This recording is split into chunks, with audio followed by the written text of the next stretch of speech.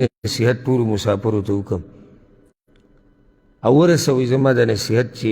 څومره یې رسولی شي هغه دا چې دا سختې دا د ژوند سره تړلی شوي دي. داسې نشي کېدی چې مکمل دی یو سړی په راحته کې اوسېږي. بیا مسافرو ته مشکلات ډېرې خصوصا دې ورځو کې بېروزګاري عامه شوې ده او هلته په ملک کې هر څه ګران شوي دي او مطالبې د خپلوانو ډېرې شوي دي او بچي شي او ښځې شي او مور پلار شي او خپلوان او غم ښادي او دلته ځان ساتل شي ګران وي او بیا کې کار نه وي. که کار یو څو ورځې بیا سې ناست بیا کې بیا دلته د چې کوم خپله خرچه شي او د کور شي او د اوسېدو شي دا مسلې هله یو انسان په ټینشن کې ورچ یو ژوند ولا لنډ تنګ کې کله چې سړی د الله د دین نه نه خبر او چې د الله د دین نه خبر وي که نه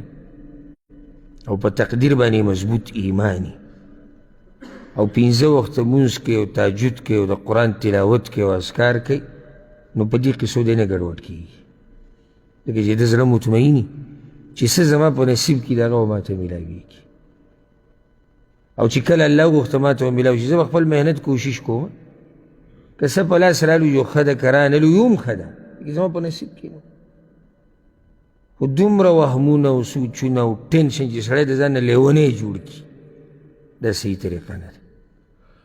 او د دغې د لاسه بعضو پکې ځانونه وجري دلته یې ځانونه وجري ځانونه یې پانسي کړي دي او چا څه خوړي دي او چا څه خوړي دي ولې وی کار یې نه نو کار یې نه ته ځان وجري یا غریبي او ته به خودکشي کې نو دا ټینشن د وهم او دا قسمه خبرې سړي ته هله ډېرې شي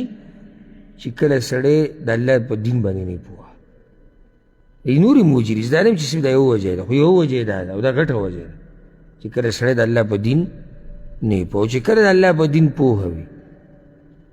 او د دین سره یې تعلق و زړه به دې مطمئن دا یو نیم سم داسې لیونۍ ګډې وډې شروع کړي لکه اوس مثال کې کار لړ کار صحیح نه او بس بلډ پریشر به یې ختلی او چغې به وي او جګړه اور بس زمونږ غریبي ده موږ تباه شو موږ برباد شو لکه لږ صبر وکړه داسې شي تباه شوی تباه کېږي خو هغه سړی چې د ایمان نه خلاص شي بربادېږي خو هغه سړی چې د الله نافرماني وکړي دا خو دنیا ده کله به رزق پراخوي کله به تنګي کله به خوشحالي کله به غمي کله به راحتي کله به مصیبتي کله به پیسې ډېرېږي کله به کمیږي دا په یو حال خو نه دي هر څه او دومره سخته تا نه دی تېره کړې څومره چې صحابه کرامو تېره کړې او څومره چې رسول صلی وسلم تېره کړې په دومره نعمتونو کې به یو نیم ځانه سم لیونی جوړ کړي بس راشي دا به کېږي څه لکه ته په الله مضبوط یقین ساته توکل په الله باندې وکړه الله ته ځان وسپاره ورسره اسباب لټوه په حدودو کې دننه اسبابو کې هم زیاتی نه کړي دا نه چې اسباب لټوم او هر څه مې پسې پرېښودي دي شپه ورځ مې یو کړې ده الله پاتې ده او پیغمبر پاتې ده او دین پاتې ده او خپلوان پاتې دي او تعلقات پاتې دي او هر څه ختم دي او زه اسباب لټوم دغه شریعت تا ته دغه حدودو کې اسباب نه وي وی حدودو کې ولټوه چې هر څه پکې کېږي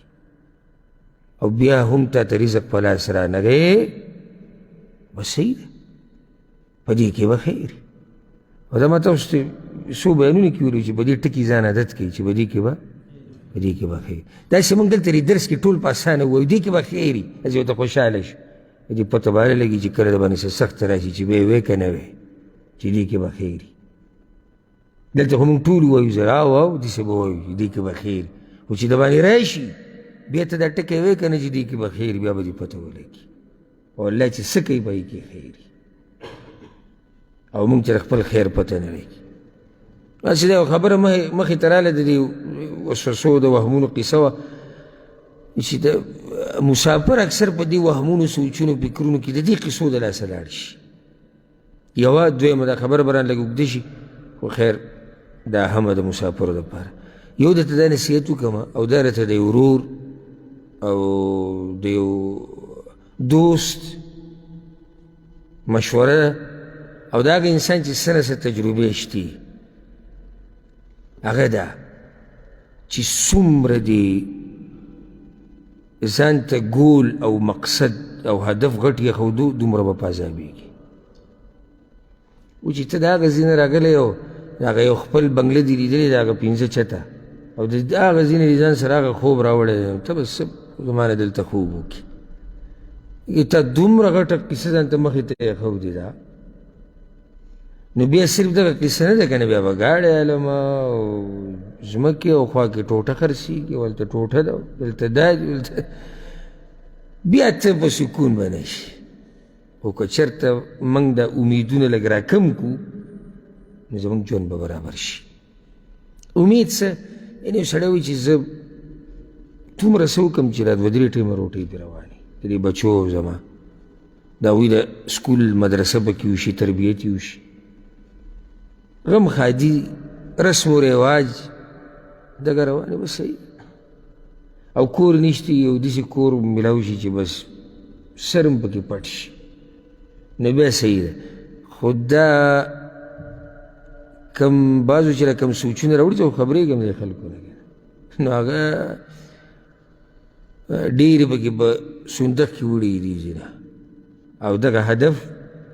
پوره شوی نه، ځکه چې 15 چته او 4 او 3 چته بنګلې چې جوړه کړې ده، نو بیا بله کیسه ذهن ته راغلې ده که دې روډ باندې ورسره داسې دوکانونه جوړ شي، قیصه بل ځای ته لاړه، نو د دوکانونو د قیسې نه چې فارغېږي، یو هلته که سړی پکې ځان له داسې وړه غونته کې فیکټري ولګوي، یو چې د هغې نه فارغېږي، یو سړی موټر نیمه والي، او دا قیسې دا نه ختمېدونکي دي. نو دا زما تاسو ته نصیحت دی، امیدونه لنډ ساتئ، ژوند به دې